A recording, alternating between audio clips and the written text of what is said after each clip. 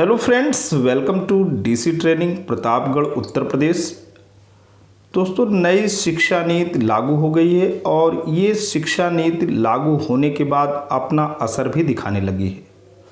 दोस्तों, इसी क्रम में उत्तर प्रदेश सरकार ने ये फैसला लिया है कि अधिक उम्र की आंगनबाड़ी कार्यकर्तियों की सेवा समाप्ति हो जाएगी। जी हाँ दोस्तों, 62 वर्ष से अधिक उम्र के जो भी आंगनबाड़ी कार्यकर्तियाँ कार्य कर रही हैं उनकी सेवा समाप्ति का नोटिस उत्तर प्रदेश सरकार जल्द ही देने वाली है।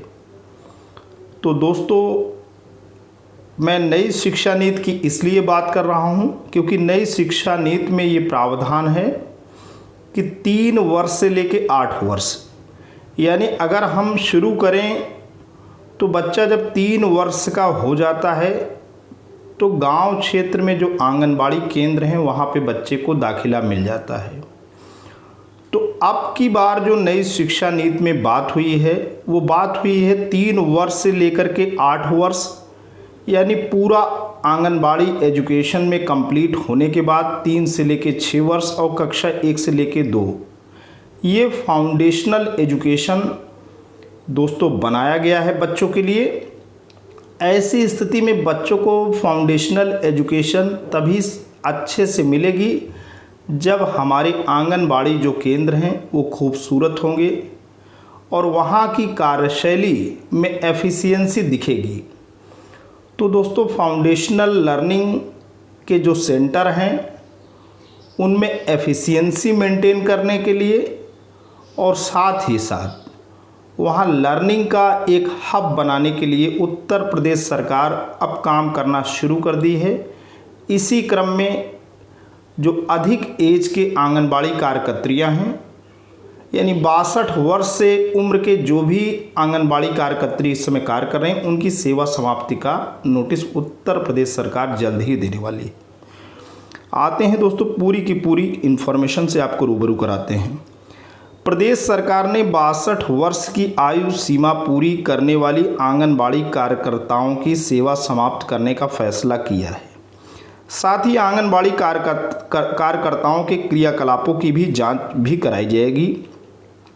शासन को लगातार यह शिकायत मिल रही है कि सरकार के दिशा निर्देश के विपरीत अब भी 62 वर्ष से अधिक आयु की आंगनबाड़ी कार्यकर्ताओं से सेवा ली जा रही है और उनको मानदेय भी दिया जा रहा है, जिसे शासन ने वित्तीय अनियमितता माना है। दरअसल प्रदेश में आंगनबाड़ी केंद्रों के जरिए बाल विकास सेवा एवं पुष्टाहार ICDS विभाग द्वारा बच्चों, किशोरियों व गर्भवती महिलाओं के लिए कई कार्यक्रम चलाए जा रहे हैं।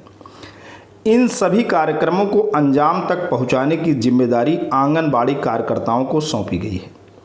सरकार द्वारा आंगनबाड़ी कार्यकर्ताओं को स्मार्टफोन भी उपलब्ध कराया गया है, लेकिन विभागीय समीक्षा में यह पाया गया कि बहुत से आंगनबाड़ी केंद्रों का ना तो संचालन किया जा रहा है और ना ही पोषाहार वितरण से संबंधित नियमित रिपोर्ट ही उपलब्ध कराई जा रही है। इस तरह विभाग द्वारा उपलब्ध कराए गए स्मार्टफोन का भी उपयोग नहीं किया जा रहा है। वहीं आंगनबाड़ी कार्यकर्ताओं, मिनी आंगनबाड़ी कार्यकर्ताओं और सहायिकाओं की नियुक्ति के लिए चयन प्रक्रिया के संबंध में 4 सितंबर 2012 में जारी शासनादेश का भी उल्लंघन किया जा रहा है। और शासनादेश में दोस्तों ये पहले से ही रोक की बात है, कोई नई बात नहीं हो रही है। शासनादेश के जरिए 62 साल से अधिक आयु वाली आंगनबाड़ी कार्यकर्ताओं को ड्यूटी दिए जाने पर रोक है, लेकिन उसके बाद भी उन्हें ड्यूटी दी जा रही है, बाकायदा मानदेय दिया जा रहा है। तो शासन ने ये इस तरीके की मल प्रैक्टिस को एक प्रकार से वित्तीय अनियमितता मान लिया है और बिल्कुल सरकार सफाई के फेवर में है और ऐसे लोगों को चिन्हित किया जाएगा जो 62+ हैं और उन्हें बाहर का रास्ता दिया जाएगा। आंगनबाड़ी कार्यकर्ताओं को ड्यूटी दिए जाने पर रोक है। इसके बावजूद प्रदेश में 1.88 लाख 259 में से करीब 25% ड्यूटी करने वाली आंगनबाड़ी कार्यकर्ता ऐसी हैं जिनकी आयु 62 वर्ष से अधिक है। शासन ने 62 वर्ष से अधिक आयु वाली कार्यकर्ताओं से ड्यूटी कराने और उन्हें मानदेय दिए जाने को वित्तीय अनियमितता माना है। इस कड़ी में बाल विकास सेवा एवं पोषाहार विभाग की विशेष सचिव गरिमा यादव ने निदेशक ICDS को 62 साल से अधिक आयु वाली आंगनबाड़ी कार्यकर्ताओं की सेवा तत्काल प्रभाव से समाप्त करने और आंगनबाड़ी कार्यकर्ताओं के क्रियाकलापों की जांच के निर्देश दिए। तो दोस्तों पूरी की पूरी कवायद चल रही है।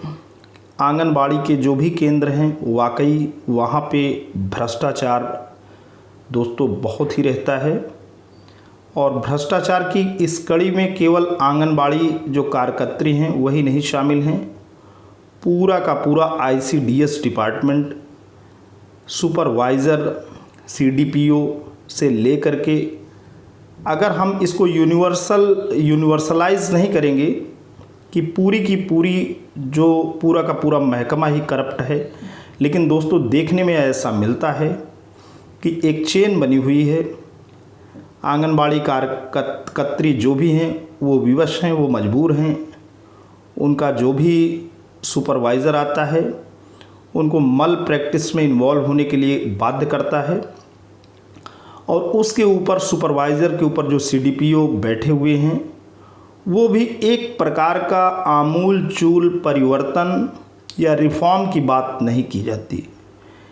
एक प्रकार से जो योजना आंगनबाड़ी कार्यकर्त्री को दी गई है उस योजना के अमली जामा हेतु, क्रियान्वयन हेतु ना तो पैशन है ना तो स्पिरिट है। हाँ, जो चीज़ें केंद्र प्रायोजित आती हैं कहीं कहीं पे उसको बच्चों को दिया जाता है, जो नीडी हैं उन्हें मिलता है, और कहीं कहीं पे दोस्तों वो भी नहीं मिलता है। उसमें केवल आंगनबाड़ी कार्यकर्त्री ही दोषी नहीं है, उसमें इस चेन को ब्रेक करना होगा। ये जो चेन जो भ्रष्टाचार के लिए जिम्मेवार है, ये जो चेन कुल मिलाकर के व्यक्तिगत स्वार्थ पे आश्रित है, जहाँ समाज कम्युनिटी का हित शामिल नहीं है, जहाँ देश की जो बुनियाद है, जहाँ प्यारे मोहक निर्दोष बच्चों की ज़िंदगी को खुशनुमा करने की कवायद नहीं चल रही है, जहाँ पूरी की पूरी कोशिश जो पोषाहार का वितरण है उसको गलत हाथों में सौंपना है, ऐसी जो भ्रष्ट जो प्रैक्टिसेस चल रही हैं, सरकार को वाकई इसके ऊपर अटैक करना होगा। और ये जो वृत्ति है जो उस पे अंकुश भी लगाना होगा, क्योंकि कहीं ना कहीं ग्राउंड लेवल पे जो वर्क करते हैं कार्यकर्ता, उनकी भी अपनी व्यवस्था होती है, उनसे भी फीडबैक लेने की ज़रूरत है। बिना उनके फीडबैक के उनके ऊपर कार्रवाई एक तरफा होगी। ऐसा क्यों है कि सरकार की योजनाओं को वो अच्छे से क्रियान्वित करने में अपने आप को विवश पाते हैं, अक्षम पाते हैं।